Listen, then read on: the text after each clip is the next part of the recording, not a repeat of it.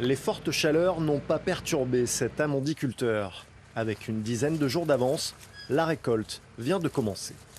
On voit que donc, les goves, c'est la partie verte qui est autour de l'amande, est bien sèche et bien ouverte.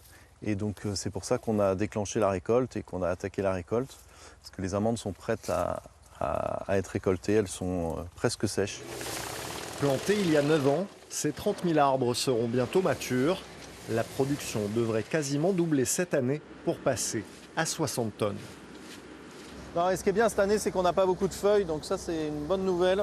Une culture mécanisée et complémentaire pour cet agriculteur qui produit aussi des olives et du foin.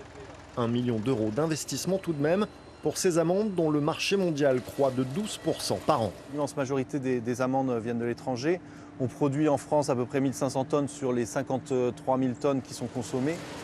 Donc on est vraiment sur une petite niche.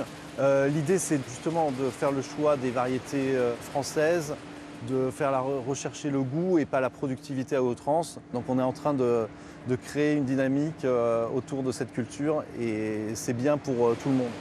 Un cercle vertueux porté par plusieurs acteurs. L'association France Amande coordonne la filière et de grands transformateurs locaux s'impliquent, comme cette fabrique de calisson à Aix-en-Provence. Le choix en fait de revitaliser une filière agricole locale, ça veut dire déjà de l'économie chez nous, durablement. Nous, on a un approvisionnement sécurisé avec une qualité exceptionnelle de l'amande de Provence, moins d'impact carbone.